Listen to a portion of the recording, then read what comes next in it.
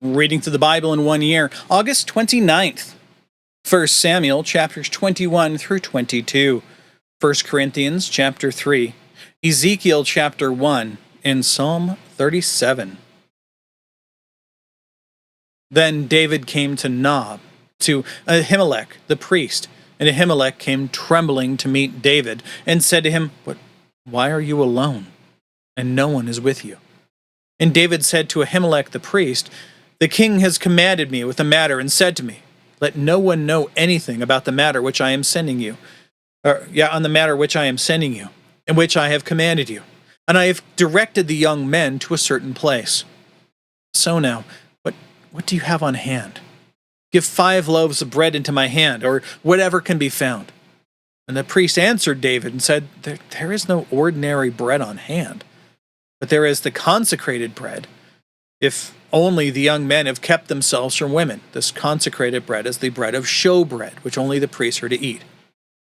And David answered the priest and said to him, Surely women have been kept from us, as previously when I set out, and the vessels of the young men were holy, though it was an ordinary journey. How much more then will their vessels be holy? So the priest gave him consecrated bread. For there was no bread there but the bread of the presence, which was removed from before Yahweh, in order to put hot bread in its place when it was taken away. Now, one of the servants of Saul was there that day, detained before Yahweh, and his name was Doeg the Edomite, the chief of Saul's shepherds.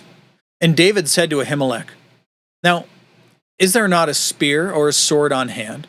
For I have brought neither my sword nor my weapons in my hand, because the king's matter was urgent. And the priest said, The sword of Goliath the Philistine, whom you struck down in the valley of Elah, behold, it is wrapped in a cloth behind the ephod. If you would take it for yourself, take it. For there is no other except it here. And David said, There is none like it. Give it to me. Then David arose and fled that day from Saul, and went to Achish, king of Gath. But the servants of Achish said to him, Is this not David, the king of the land? Did they not sing of this one as they danced, saying, Saul has struck his thousands, but David his 10,000s? And Saul took these words to heart, and greatly feared Achish, king of Gath. So he disguised his sanity in their sight, and acted insanely in their presence, or in their hands, and scribbled on the doors of the gate, and let his saliva run down into his beard. Then Achish said to his servants, Behold, you see the man behaving as a madman. Why do you bring him to me? Do I lack madmen, that you have brought this one to act the madman before me? Shall this one come into my house? So David departed from there, and escaped to the cave of Adullam. And his brothers and all his father's household heard of it, and went down there to him. Then everyone who was in distress, and everyone who was in debt, and everyone who was bitter of soul, as in against Saul, gathered to him, and he became a commander over them. Now there were about 400 men with him. And David went from there to Mizpah of Moab. And he said to the king of Moab, Please let my father and my mother come and stay with you, until I know what God will do for me. And he left them with the king of Moab, and they stayed with him all the time that David was in the fortress. And the prophet Gad said to David, Do not stay in the fortress. Go and enter the land of Judah. So David went and entered the forest of Hereth. Then Saul heard that David and the men who were with him had been discovered. Now Saul was sitting in Gibeah under the tamarisk tree on the height with his spear in his hand, and all his servants were standing around him. And Saul said to his servants who were standing around him, Hear now, O Benjaminites, will the son of Jesse also give you fields and vineyards? Will he make you commanders of thousands and commanders of hundreds? See, he's worried about the legacy of his family, because he had lost the kingdom through his inability to trust in the word of God. Continuing on, verse 8 here.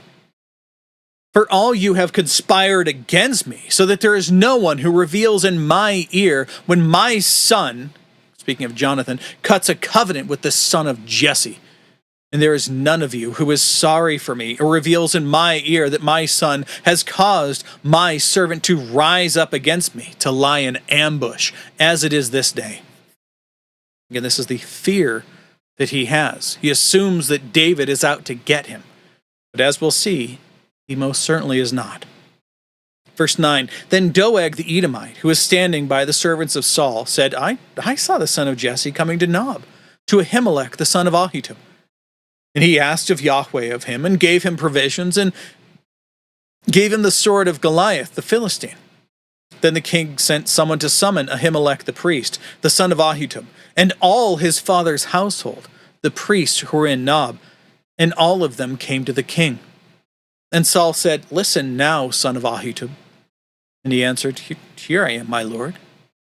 Saul then said to him, Why have you and the son of Jesse conspired against me, in that you have given him bread and a sword, and have asked of God on his behalf, so that he would rise up against me by lying in ambush, as it is this day? Then Ahimelech answered the king and said, Who among all your servants is as faithful as David, even the king's son-in-law, who is captain over your guard and is honored in your house? Did I just begin to ask of God on his behalf today? Far be it from me. Do not let the king impute anything to his servant, or to any of the household of my father. For your servant knows nothing, small or great, of this whole affair. He said, Look, I didn't even know anything about this until right now. But the king said, You shall surely die, Ahimelech, you and all your father's household. So now he's killing priests of Yahweh in the land. And the king said to the guards who were standing by him, Turn around and put the priests of Yahweh to death, because their hand is also with David, and because they knew that he was fleeing and did not reveal it in my ears.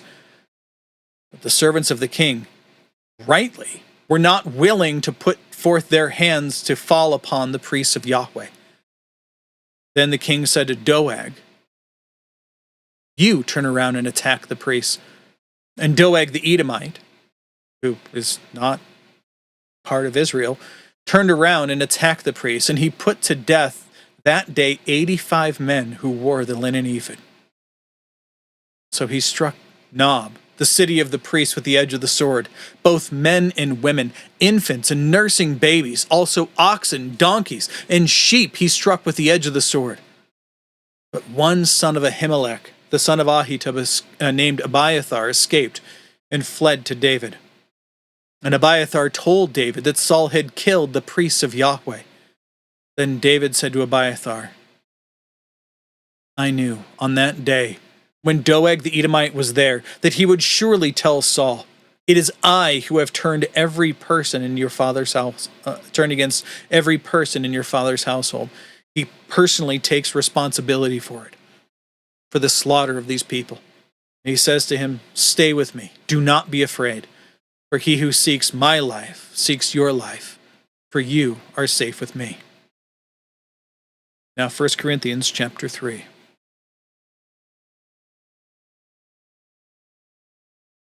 Paul continues, And I, brothers, was not able to speak to you as to spiritual men, but as to fleshly men, as to infants in Christ, saying that they're not yet mature in their Christian walk. I gave you milk to drink, not solid food, for you were not able to receive it. Indeed, even now you are still not able, for you are still fleshly, since there is jealousy and strife among you. Are you not fleshly? And are you not walking like mere men? For when one says, Well, I am of Paul, and another, I am of Apollos, are you not mere men? What then is Apollos? And what is Paul? Servants through whom you believed, even as the Lord gave to each one. He says, look, we're just slaves of God. That's it. I planted, Apollos watered, but God was causing the growth. So then, neither the one who plants nor the one who waters is anything, but God who causes the growth. Now he who plants and he who waters are one. Again, just slaves of God. but each will receive his own reward according to his own labor. For we are God's fellow workers, and you are God's field, God's building. According to the grace of God, which was given to me, like a wise master builder, I laid a foundation, and another is building on it. But each man must be careful how he builds on it. For no one can lay a foundation other than the one which is laid, which is Jesus Christ.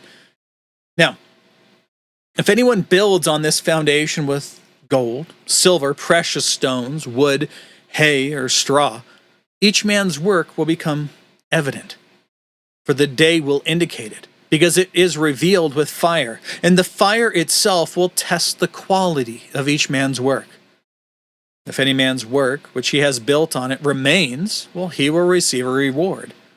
And if any man's work is burned up, he will suffer loss, but he himself will be saved, yet as so through fire.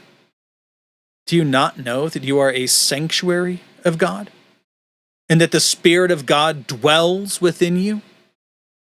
Do you not know that, I already said that, so if any man destroys the sanctuary of God, God will destroy him. For the sanctuary of God is holy, and that is what you are. Let no man deceive himself. If any man among you thinks that he is wise in this age, he must become foolish, stupid, so that he may become wise. For the wisdom of this world is foolishness before God. For it is written, He is the one who catches the wise in their craftiness. And again, the Lord knows the reasonings of the wise, that they are useless. So then, let no one boast in men, meaning humanity, for all things belong to you, whether Paul or Apollos or Cephas or the world or life or death or things present or things to come. All things belong to you, and you belong to Christ, and Christ belongs to God. Now Ezekiel chapter 1. Let's go and read the introduction here. Ezekiel, a prophet and priest, was exiled to Babylon in 597 BC. His ministry extended over at least 23 years. The book opens with his first dramatic vision of the likeness of the Lord himself. Ezekiel was keenly aware of God's presence and power in human affairs. He addressed both the exiles and the people left in Judah with messages of warning and judgment, predicting the fall of Jerusalem. After Jerusalem's fall in 586, Ezekiel prophesied hope and reassurance for the people of Judah, who had then lost the focus of God's covenant, the temple in Jerusalem. His vision of the Valley of Dry Bones in chapter 37 is a classic picture of God's ability to renew his people. Let's begin. Now it happened in the 30th year, on the 5th day of the 4th month, while I was by the river Kibar among the exiles, that the heavens were opened, and I saw visions of God. On the 5th of the month, in the 5th year of King Jehoiachin's exile, the word of Yahweh came expressly to Ezekiel the priest, son of Buzi, in the land of the Chaldeans by the river Kibar, and there the hand of Yahweh came upon him. Then I looked, and behold, a storm wind was coming up from the north, a great cloud with fire flashing forth continually, and a bright light all around it.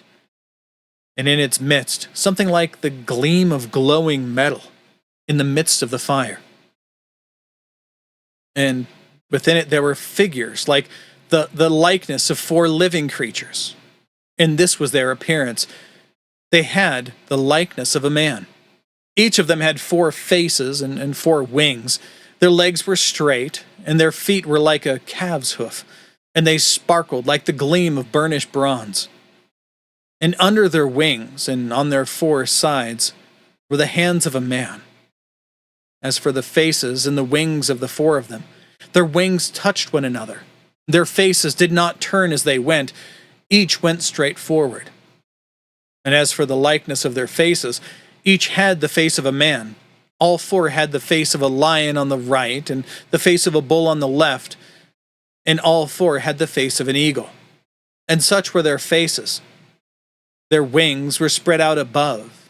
Each had two wings touching another being, and two covering their bodies. And each went straight forward. Wherever the Spirit was about to go, they would go, without turning as they went. As for the likeness of the living creatures, their appearance was like burning coals of fire, like the appearance of torches going back and forth among the living creatures. The fire was bright, and lightning was flashing forth from the fire. And the living creatures ran to and fro with the appearance of lightning. And then I looked at the living creatures, and behold, there was one wheel on the earth beside the living creatures, for each of the four of them. And the appearance of the wheels and their workmanship was like the gleam of beryl, and all four of them had the same likeness, their appearance and workmanship being as if one wheel were within another. Wherever they went in any of their four directions without turning as they went. And as for their rims, they were lofty and awesome, and the rims of all four of them were full of eyes all around. And when the living creatures went, the wheels went beside them. And when the living creatures rose up from the earth, the wheels rose also. Wherever the Spirit was about to go, they would go in that direction, where the Spirit was about to go. And the wheels rose alongside of them, for the spirit of the living creatures was in the wheels. Whenever those went, these went. Whenever those stood still, these stood still. Whenever those rose from the earth, the wheels rose close beside them, for the spirit of the living creatures was in the wheels. Now, over the heads of the living creatures, there was something like the likeness of an expanse, like the awesome gleam of crystal spread out over their heads above.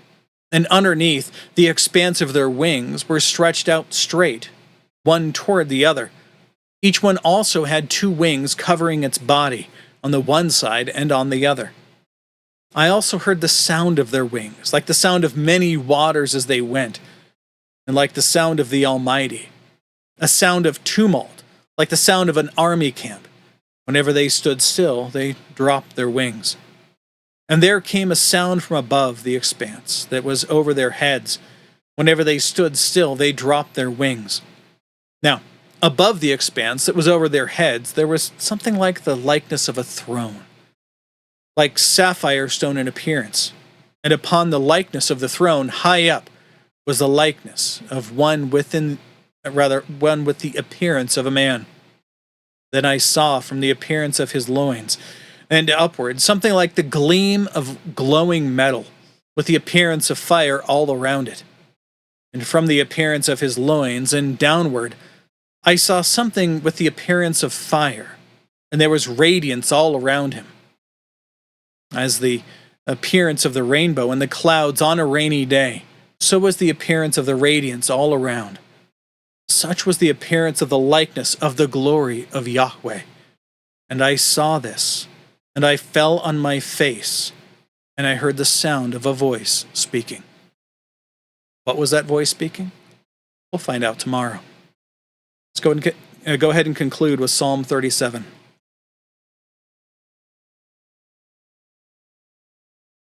Do not fret because of evildoers, and be not envious toward doers of unrighteousness, for they will wither quickly like the grass and fade like the green herb. Trust in Yahweh and do good. Dwell in the land and cultivate faithfulness. Delight yourself in Yahweh, and he will give you the desires of your heart. Commit your way to Yahweh. Trust in him, and he will do it. He will bring forth your righteousness as the light, and your judgment as the noonday. Be still in Yahweh, and wait patiently for him. Do not fret because of him who prospers in his way, because of the man who carries out schemes of wickedness. cease from anger and forsake wrath. Do not fret. It leads only to evildoing. For evildoers will be cut off, but those who hope for Yahweh, they will inherit the land. Yet a little while, and the wicked man will be no more. You will look carefully at his place, but he will not be there. But the lowly will inherit the land, and will delight themselves in abundant peace. The wicked schemes against the righteous and gnashes at him with his teeth. And the Lord laughs at him, for he sees that his day is coming. The wicked have drawn the sword and bent their bow to cast down the afflicted and the needy, to slay those who are upright in conduct. Their sword will enter their own heart, and their bows will be broken. Better is the little of the righteous than the abundance of many wicked. For the arms of the wicked will be broken, but Yahweh sustains the righteous. Yahweh knows the days of the blameless, and their inheritance will be forever. They will not be ashamed in the time of evil, and in the days of famine they will be satisfied.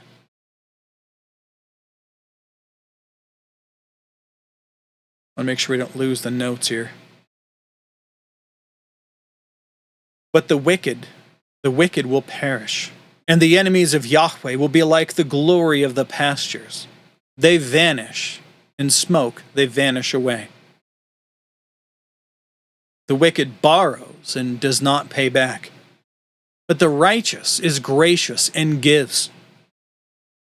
For those blessed by him will inherit the land, but those cursed by him will be cut off.